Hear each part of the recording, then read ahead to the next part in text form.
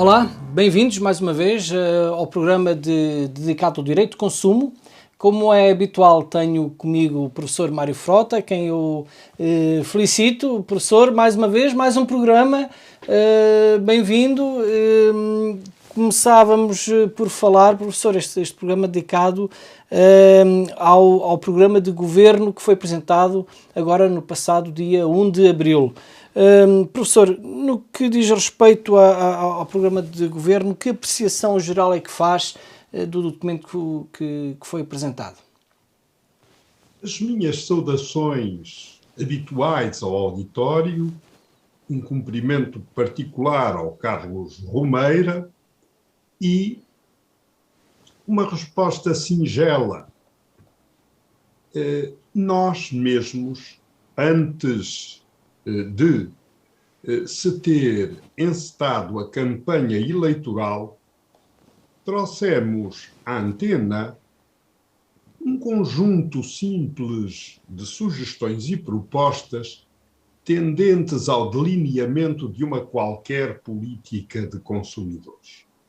Para além da execução da política europeia a que o governo se obriga no plano interno, o importante é que contemplasse a realidade nacional e assentasse em dois domínios principais as suas preocupações: o edifício legislativo e o edifício institucional. E depois, com um braço para a educação e formação para o consumo, a informação para o consumo e a proteção do consumidor, sobretudo na sua dimensão coletiva, tendo em vista que as infrações ao Estatuto do Consumidor assumem não raro uma dimensão de massa. E aí, relevante o emprego de ações coletivas, como recentemente aconteceu no caso da Vodafone, que terá de expender para restituir os consumidores ao status quo ante, isto é, à situação em que estariam, não fora a lesão dos seus interesses, 4.000 milhões de euros. Sim, aliás, um assunto que inclusive chegámos a abordar aqui num dos últimos programas.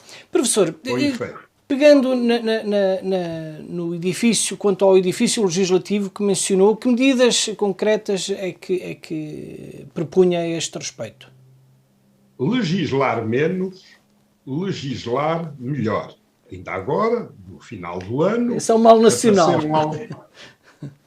Apareceram alguns diplomas legais com uma profusão de regras que é de endoidecer o mais-são dos cidadãos. Edifício legislativo, legislar menos, legislar melhor. Há que promover entre nós a publicação de um código de contratos de consumo, de um código penal do consumo, de um código do agroalimentar e de um código do processo coletivo. Para além disso, impõe-se a revisão do Código da Comunicação Comercial, da publicidade e ainda das práticas comerciais desleais, isto num só diploma. E o Estatuto das Associações de Consumidores, em vista de uma rigorosa separação entre empresas que operam nesta área e instituições autênticas, autónomas e genuínas da sociedade civil, sem escopo lucrativo, sem que façam do lucro a principal preocupação da sua atividade. E a instituição de um fundo de apoio às instituições de consumidores, em vista tornar mais acessível e presente a atuação de cada uma e todas das que se acham, e tão escassas são, no mercado. Professor, e no que se prende às instituições a nível central, regional e municipal, que aliás também é outra questão que também já temos vindo aqui a frisar. No que se prende com as instituições, entendíamos nós, mas os governos não terão necessariamente de se ater a estes termos, que urgia a criação de uma provedoria do consumidor. A criação de serviços municipais de consumidores com um leque de atribuições e competências que ainda existem no quadro atual e que remontam à Lei Quadro de Defesa do Consumidor de 1996. Mais de 25 anos depois, nós não temos, em rigor, ao nível dos municípios, serviços municipais de consumidor. E, além disso, a criação dos conselhos municipais de consumo, tal como prevê também a Lei Quadro, e a recriação do Conselho Nacional do Consumo, que é inoperante, que, estando na dependência do Ministro da Pasta ou do Secretário de Estado, não constitui um órgão adjuvante da atuação executiva do governo neste particular, lamentavelmente. Isso remete-nos também para a educação, para o consumo. O que é que sugerem em relação ao plano da educação dos consumidores? Isso, tal como prevíramos e tem vindo a ser objeto de instantes intervenções, urge, a definição de um Programa Nacional de Formação de Formadores. Quem não tem, não dá. É preciso formar formadores. A adequação dos programas dos diferentes ramos e graus de ensino de modo transversal às exigências do figurino da educação para o consumo nas diferentes disciplinas de modo horizontal e coordenado. A definição de programas de formação para o consumo, para consumidores séniores e para as instituições de formação de adultos. A definição de programas de formação para o consumo para empresários, tão indispensáveis se revelam perante as transformações que se operam e que não são sequer assimiladas. E a inserção da disciplina de direito do consumo nos currículos do ensino superior e nos 2 últimos anos do secundário, nos cursos jurídicos e nos cursos com afinidades a tal. Professor, ao fim e ao cabo, quando falamos na educação de consumo, para o consumo, não só será a educação para os mais jovens, o que normalmente até se faz de uma forma muito recorrente em Portugal, mas também, muito especialmente, para os adultos e para os empresários. Algo que acaba por ser muito, muito interessante aquilo que diz, porque é novo. Ou pelo menos uma ideia nova, não se ouve muitas vezes. O que é estranho é que isto há 25 anos que está por implementar, como agora se usa dizer. Mas temos também os aspectos inerentes à informação para o consumo, que continuam a mostrar-se falhos. Programas de informação para o consumo no Serviço Público de Radiodifusão Áudio e Audiovisual. Isto está previsto no artigo 7º da Lei Quadro de Defesa do Consumidor, desde 31 de julho de 1996. Jamais se cumpriu, jamais se realizou. Campanhas institucionais de informação, sempre que surjam no horizonte novos diplomas legais, alterações a todo o quadro normativo em vigor, a edição de manuais explicativos e a sua difusão pelas escolas e pela comunidade em geral. Isto é um imperativo básico estabelecido nos instrumentos normativos da União Europeia, transpostos para as leis nacionais, que de todo não se cumpre. E em matéria de proteção do consumidor, o que é que o professor propõe? Desde logo, uma escrupulosa garantia da legalidade. Leis simples, acessíveis, descodificadas. Leis para aqueles a quem se destinam, não para as classes privilegiadas de juristas que têm, efetivamente, uma linguagem própria e inacessível ao comum dos mortais. Acompanhar nas instâncias europeias o processo legislativo em obediência à máxima, legislar menos, legislar melhor.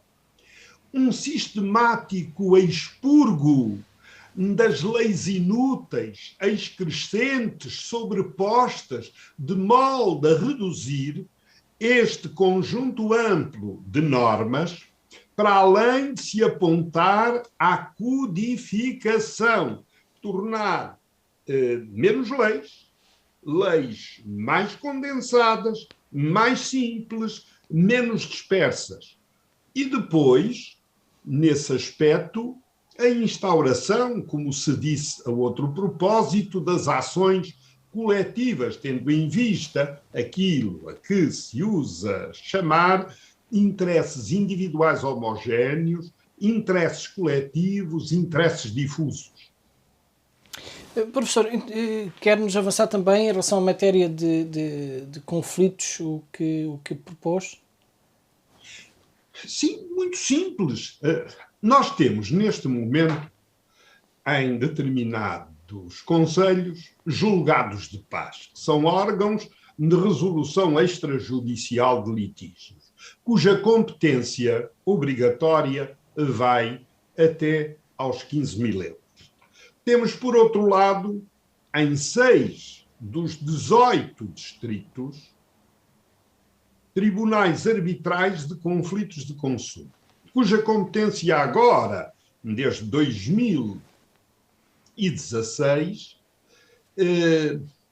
ou mais tarde, em termos genéricos, como tribunais arbitrais necessários, vai até aos 5 mil euros, primeiro em 2011, para os serviços públicos essenciais e depois para toda a gama de litígios. Mas há aqui discrepâncias manifestas. E, portanto, nós temos de pensar sobre um modelo que seja o dos julgados de paz de competência especializada. Mas não nos podemos dispersar, conferindo aos de competência genérica também, onde não haja ou não houvesse os de competência especializada, a apreciação e julgamento de todos os pleitos neste domínio. Portanto, nós só teríamos a ganhar com isso. E nessa medida, quando se mantém o quadro atual que conflitua, que não é homogéneo, nós estamos a perpetuar a indefinição, o vazio em tantos domínios, dando a aparência que somos muito eficientes. Professor, até aqui muito bem, mas pegando em tudo aquilo que o professor acabou de referir, afinal, o que fez o governo?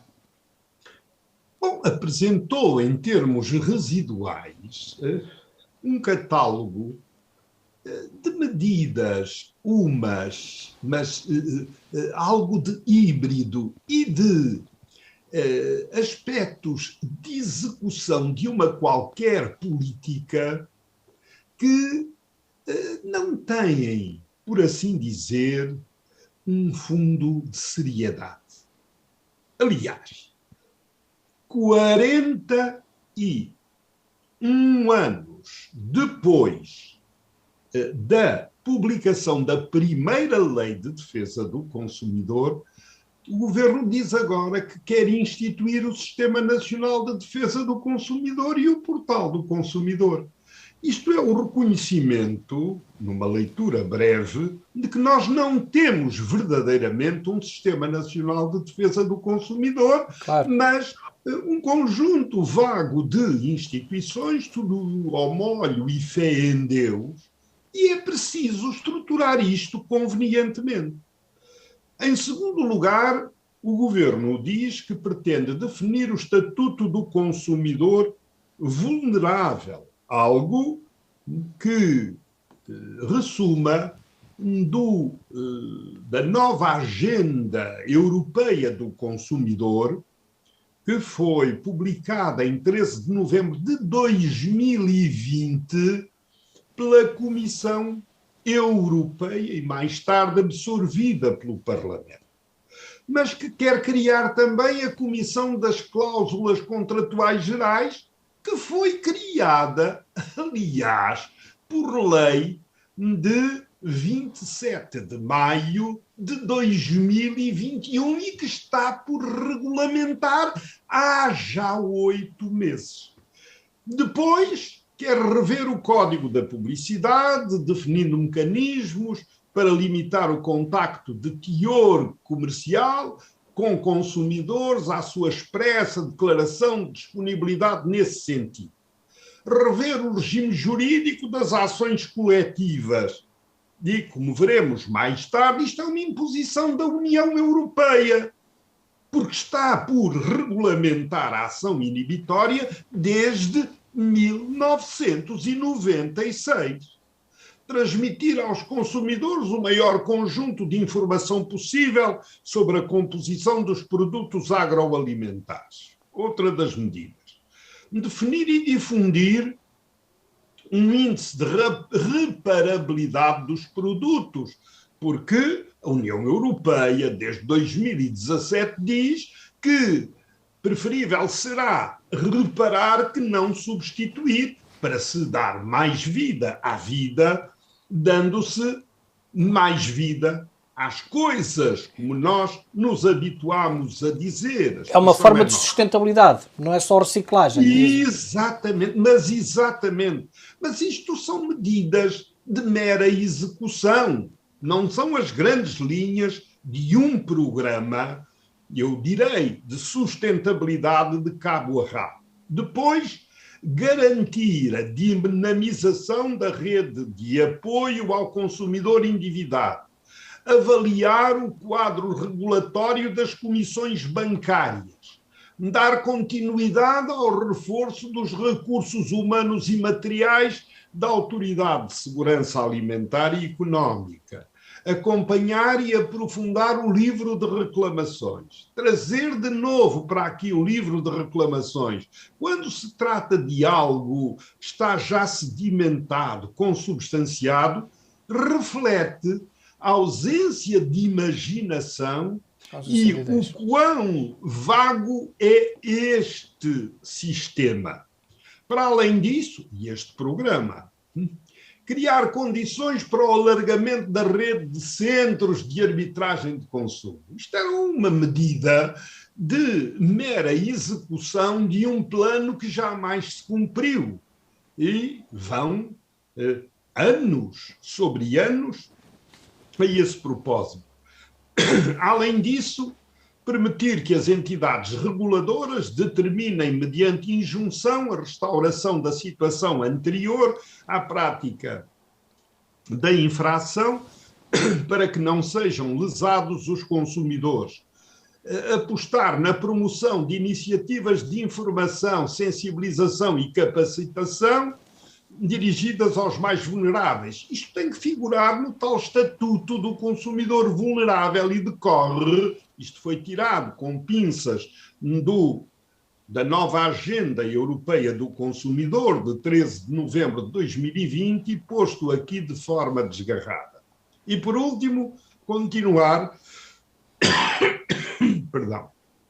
a fomentar a cooperação a nível europeu e internacional fator cada vez mais relevante para a proteção dos consumidores, nomeadamente nas compras online.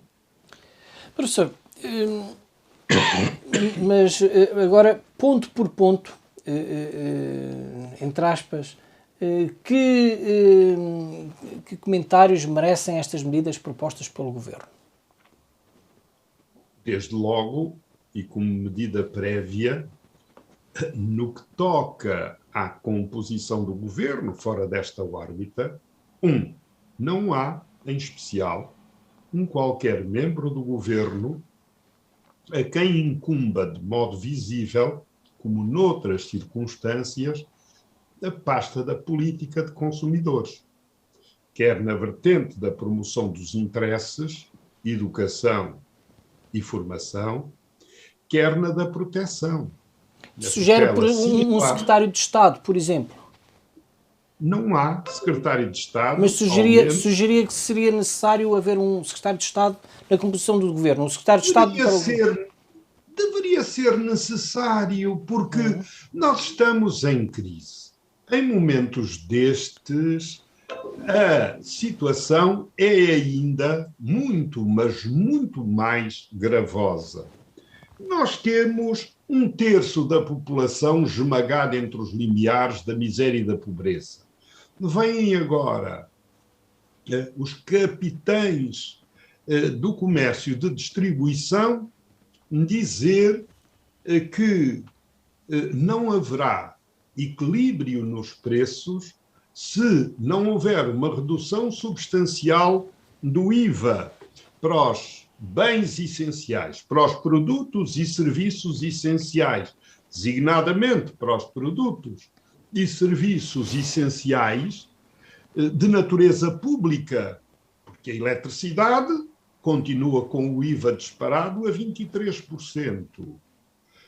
As comunicações eletrónicas, mesmo a tarifa social da internet, direito humano, está sujeita ao IVA à taxa mais elevada. Nada disto se diz, não se fala disto. E, portanto... Eu peço desculpa, professor, de o interromper, porque vem-me à cabeça uma frase que, inclusive, é do professor Mário Frota, que diz que não está na disposição de pagar a IVA da eletricidade, que é um bem essencial, ou pagar os mesmos impostos como pagaria por um iate de luxo. Exatamente. E, em relação a isso, o IVA, antes da aparição triunfal do triunvirato da Troika, estava a 6%. O governo, quando depois, o governo que tinha, de resto, vencido as eleições nas urnas da coligação PSD-CDS, afirmou que ia repor tudo no statu quo ante, que a austeridade tinha acabado.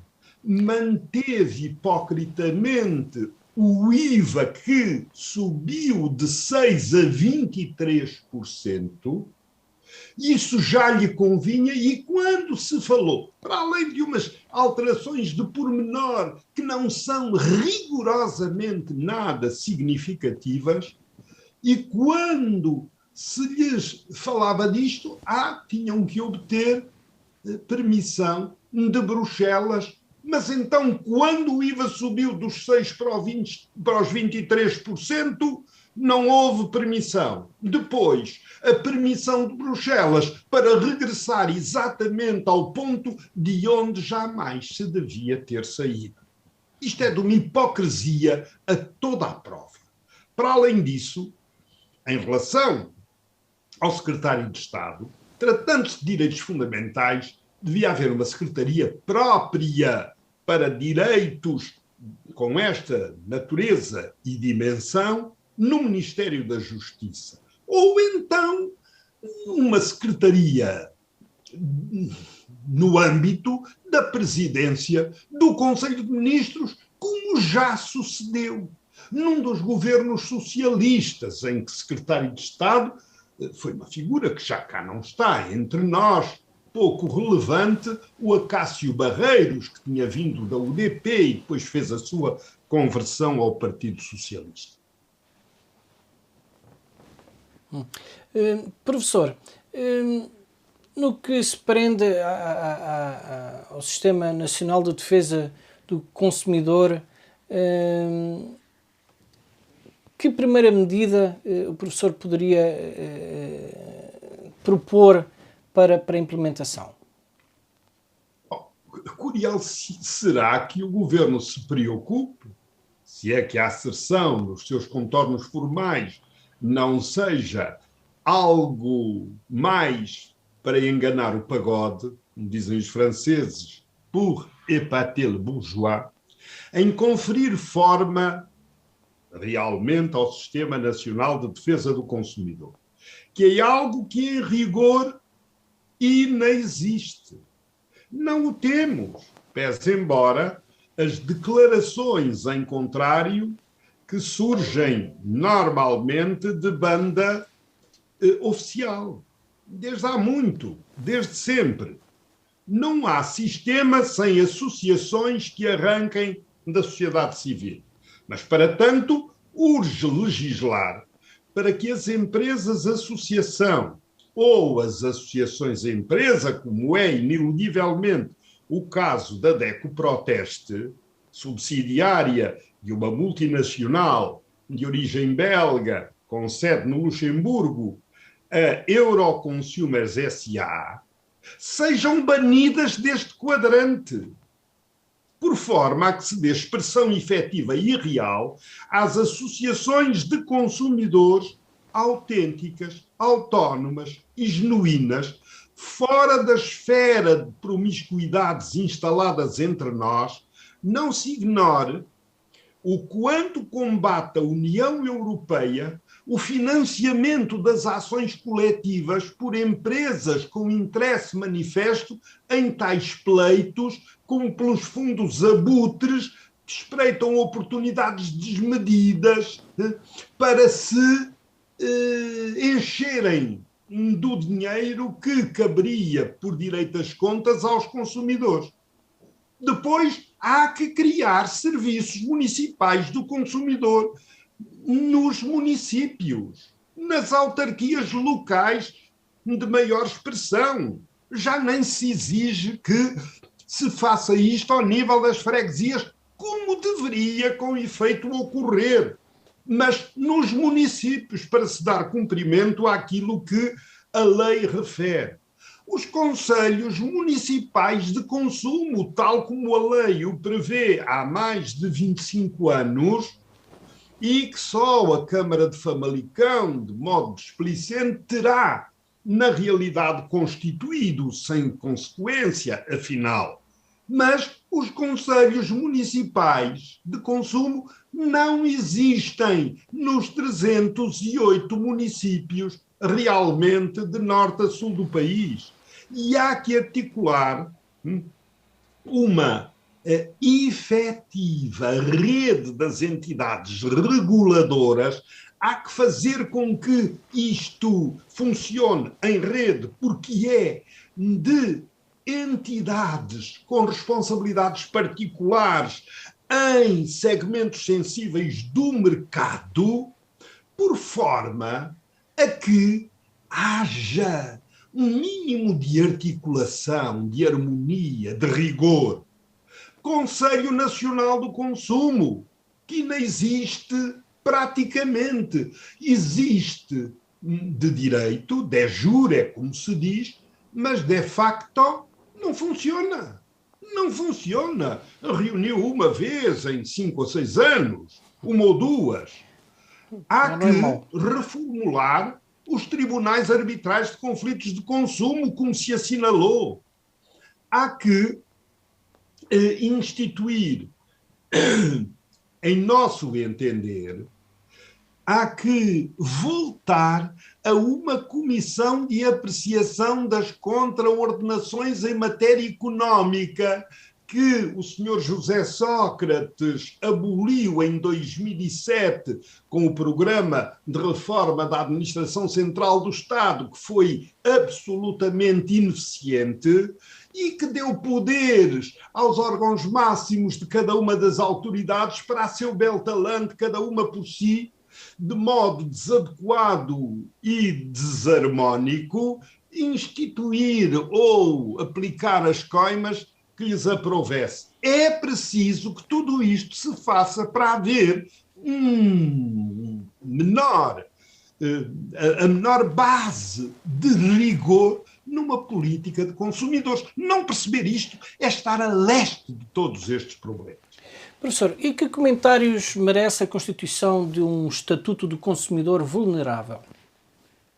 Em primeiro lugar, o consumidor é, por definição, vulnerável, sob múltiplos aspectos, em plurimas vertentes.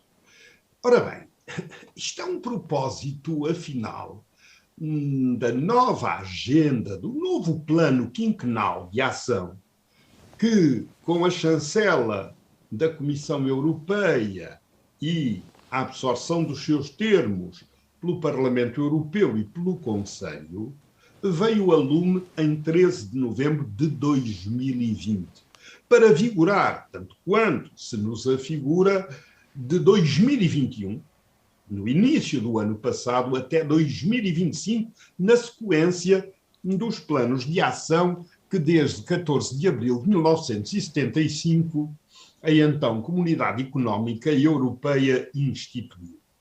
Depois, é preciso ter em conta que uma das vertentes peculiares neste particular é o combate à pobreza. E depois, tudo aquilo que lhe está associado, o acesso dos consumidores a uma dieta nacional, aos meios de subsistência e depois aquilo que, de modo reverso, aparece como informação, capacitação, sensibilização.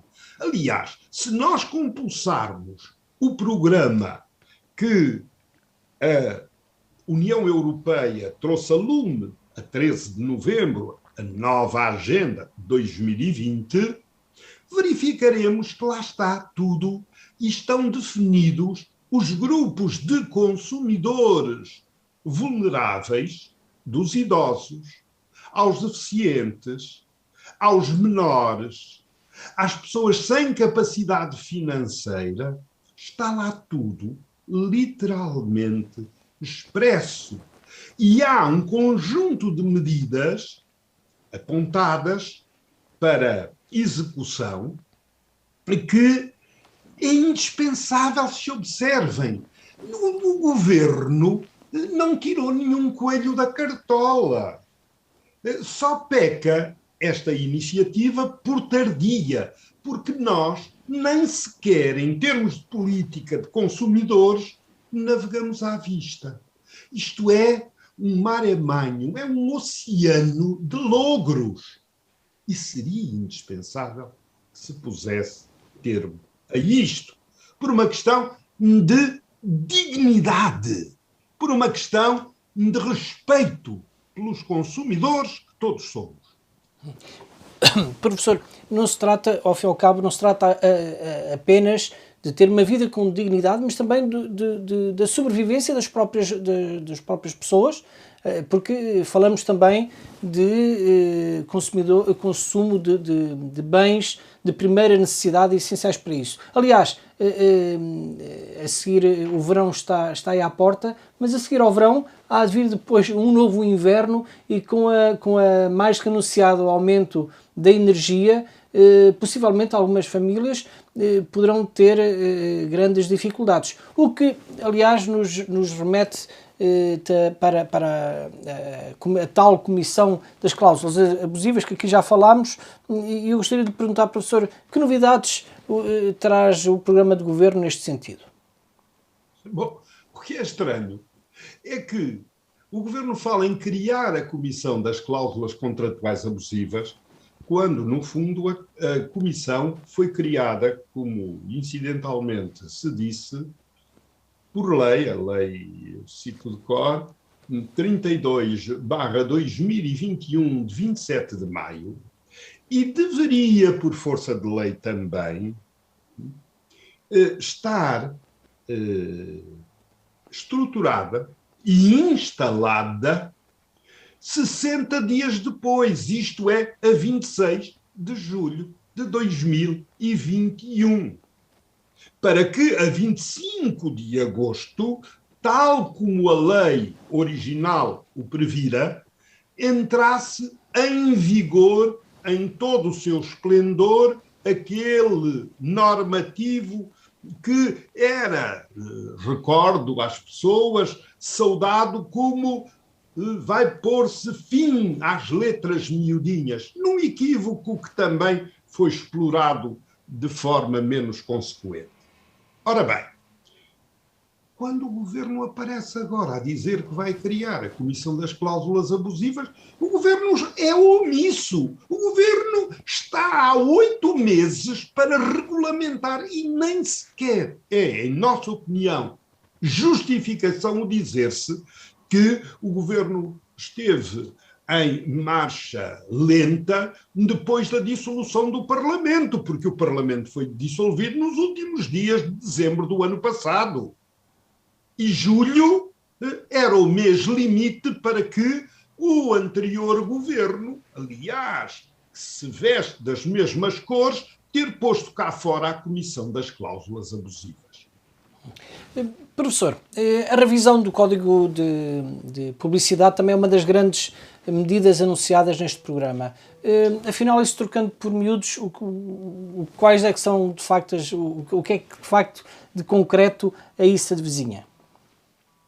Bom, fala-se da revisão do Código da Publicidade há um horror de anos. E, no fundo, como dizia o saudoso conselheiro Jorge Pegado Luís, o que nós precisaríamos, já que temos um Código da Publicidade 1, que era o nosso original, vem de 83, que depois sofreu sucessivas reformulações, mas com o tronco principal em 1990, e o Código da Publicidade 2, que é a Lei das Práticas Comerciais Desleais de 26 de março de 2008, que vem na esteira de uma diretiva europeia de 2005/29 de 11 de maio. Ora, o que acontece é que há muito que se fala da revisão do Código da Publicidade e isto aparece aqui à semelhança de outros pontos de que se tece o programa, por não haver nada de sério para dizer. E, no entanto, era indispensável que isso fosse revisto, mas de forma séria, objetiva, fundada, porque as iniciativas até então encetadas frustraram-se em absoluto. Professor, e que novidades em relação às ações coletivas? A outra questão também pertinente. O governo diz rever o regime jurídico das ações coletivas. Mas isso é uma imposição da União Europeia.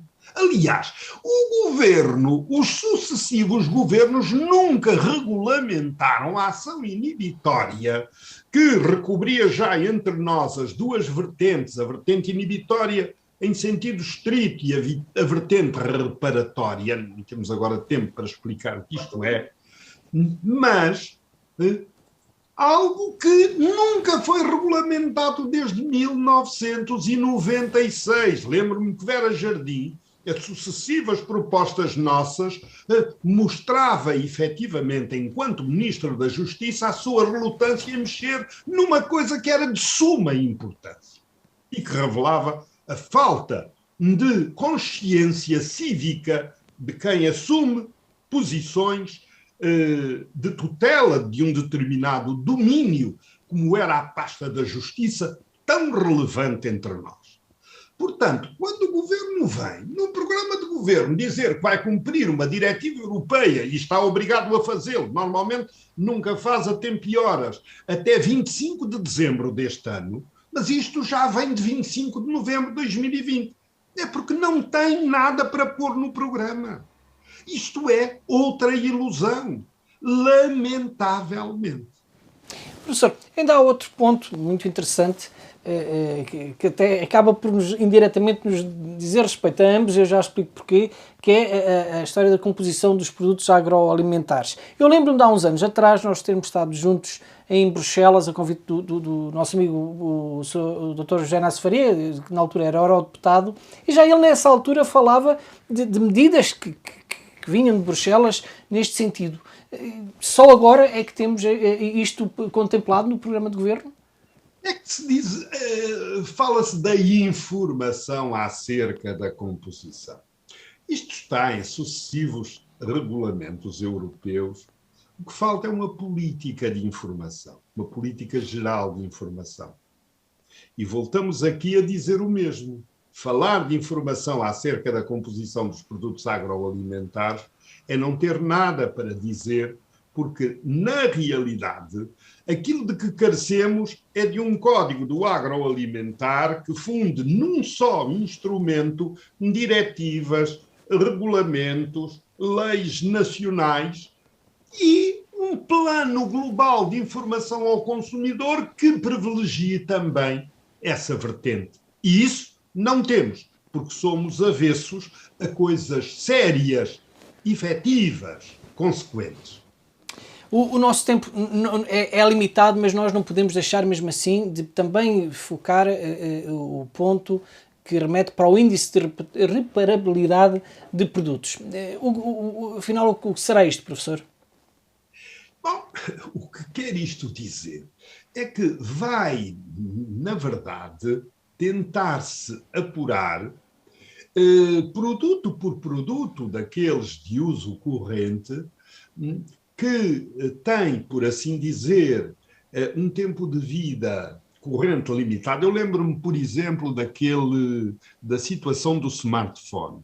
Diz um gabinete de estudos ambientais europeu que um smartphone dura entre 25 a 232 anos. No entanto, o tempo médio útil de vida de um smartphone é de 3 anos.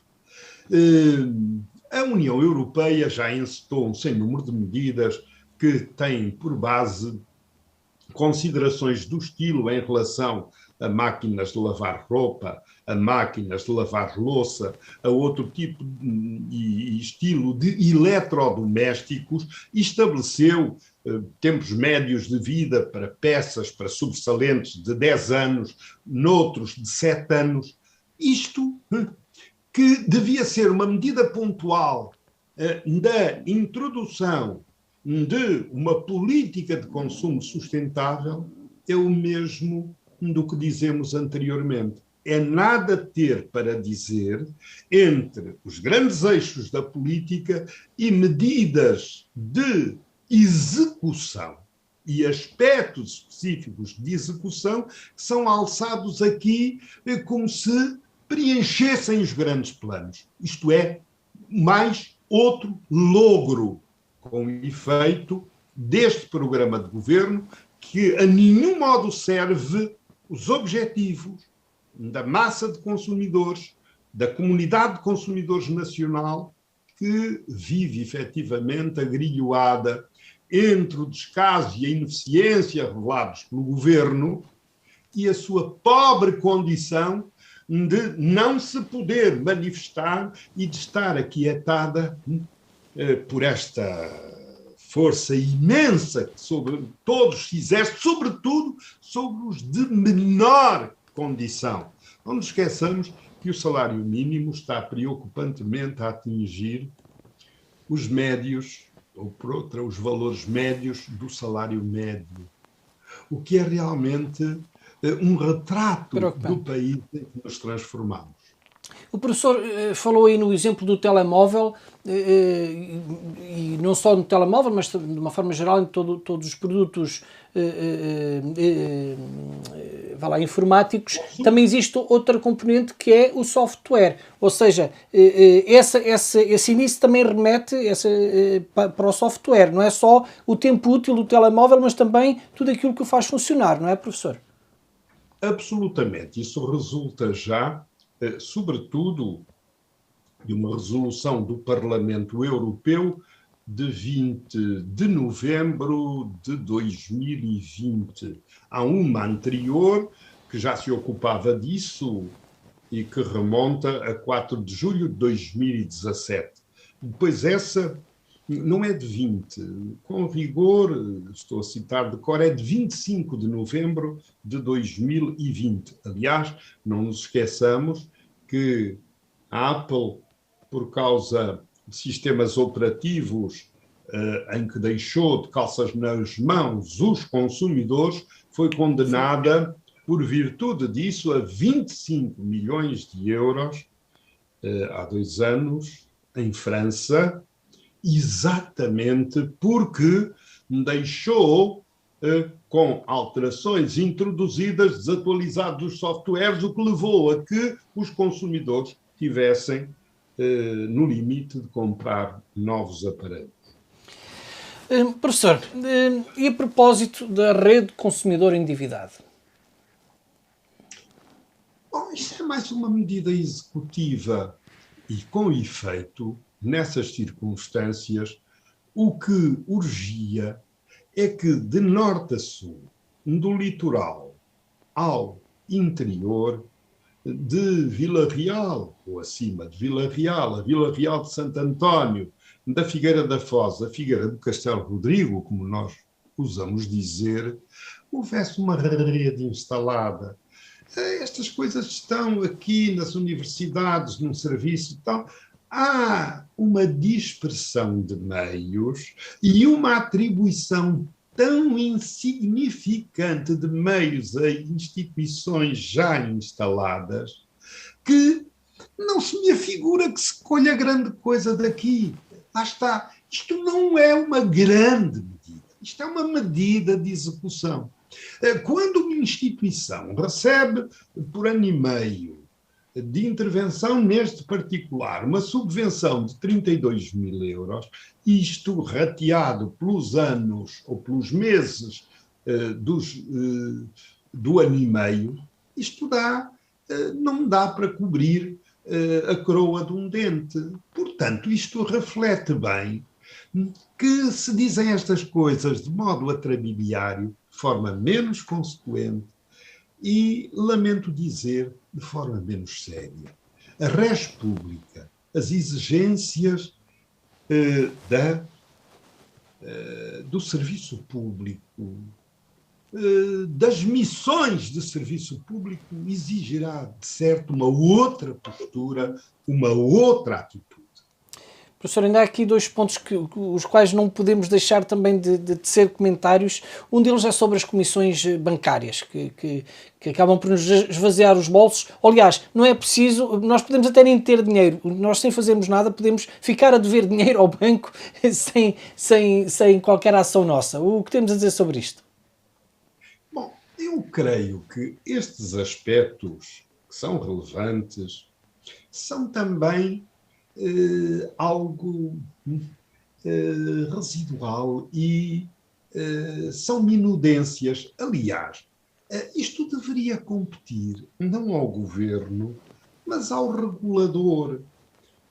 O Banco de Portugal tem muitas responsabilidades em muitos dos desvios que se operaram na linearidade do sistema, no excessivo endividamento dos consumidores, na ominosa publicidade enganosa em que tantos consumidores caíram, nos juros usurários, e a usura deixou de ser crime, só passou verdadeiramente a reconfigurar-se como tal com a lei do crédito ao consumidor, em decorrência de uma diretiva europeia de 23 de abril de 2008, lei essa que passou a vigorar em Portugal em 1 de julho, com data, porém, de 2 de junho anterior, o Decreto-Lei 133/2009, e, portanto, o que é de lamentar é que nos sirvamos destas bagas de alcagoitas, e muitos não sabem que são alcagoitas, alcagoitas, mancarras, jinguba, amendoim, neste universo que os portugueses construíram, tudo isto para dizer amendoim. Tudo isto para dizer, como dizem os senhores da banda do lá, peanuts. Ora bem, o facto é que estamos aqui a entreter-nos, isto são problemas sérios, mas num outro enquadramento. Portanto, um programa de consumidores mereceria mais, porque estes aspectos já deviam estar suficientemente regularizados. Professor, muito rapidamente, há ainda mais, não direi dois reforços que dizem respeito não só ao aumento dos quadros da ASAI, mas também à modernização dos centros de arbitragem e conflitos de consumo. O que tem a dizer sobre o assunto? Mas, então, os quadros da ASAI vêm para aqui chamados. Isto é um problema geral da administração pública e o governo deve imputar a si mesmo as responsabilidades por ter deixado que a ASAI, que tem uma função relevante no mercado, esteja reduzida à ínfima espécie. Aí agora entretém-se em acenar aos consumidores com o aumento dos quadros da ASAI. Por amor de Deus, nem este é o lugar. E quanto ao reforço dos centros de arbitragem, basta ver o que nós dizemos. Não estão dotados de centros de arbitragem, e isto vem desde 1989, 1990, Aveiro, Beja, Bragança, Castelo Branco, Évora, Guarda, Leiria, Porto Alegre, Santarém, Setúbal, Vila Real, Viseu. 12 em 18. Estamos a brincar com isto. E agora vem de novo a ideia de que é preciso, enfim, modernizar, reforçar. Isto é um desvario total. Não devia fazer parte da arbitragem.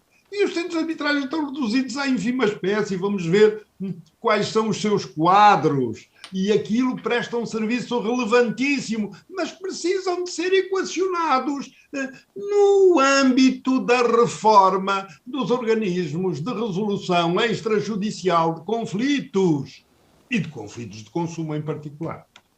Professor, mesmo por o último ponto, mesmo a terminar, eu gostaria que dissesse algo sobre a cooperação a nível europeu e internacional. Quer dizer, o governo está a chamar a si responsabilidades que estão cometidas à própria Comissão Europeia na nova Agenda Europeia do Consumidor de 13 de novembro de 2020.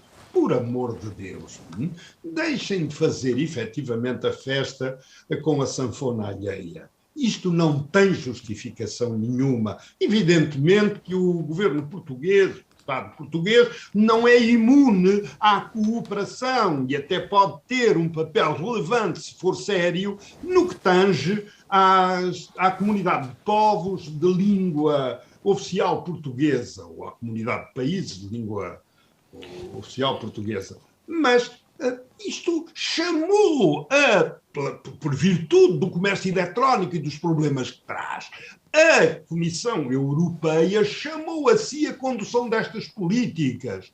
E, portanto, isto tem um âmbito diferente daquele que o governo parece insinuar neste particular. Professor, o nosso tempo já lá vai, porém, permita-me um comentário, também um pouco da sabedoria popular. Isto tudo parece, depois desta análise profunda que o professor acabou por fazer, embora merecesse ainda mais tempo, mas não o temos, não parece que este plano é muita parra para pouca uva, ou seja, experimento tudo, acaba por não sair da retórica de nós vamos fazer, nós vamos implementar, mas depois na realidade o que acontece no terreno não é bem assim. Eu não diria melhor, porque tudo aponta efetivamente para que se esqueçam dos consumidores e hão de aparecer medidas por imposição da União Europeia a destempo ou até, eventualmente, dentro dos limites fixados para a transposição dos instrumentos normativos editados pelo Parlamento Europeu e pelo Conselho, como vai ser este da ação coletiva europeia, cujo termo limite é de 25 de dezembro, logo o dia de Natal, 25 de dezembro de 2022. Muito bem. Professor, foi mais uma excelente conversa. Muito obrigado. Até ao próximo programa. Quanto a todos aqueles que nos assistem lá em casa, a mim resta-me agradecer-lhes por ter estado connosco, apelar para que partilhem este programa que nós fazemos aqui religiosamente 2 em 2 semanas, com muita dedicação para levar até si a melhor informação e mais útil para os consumidores. Até breve. Até breve.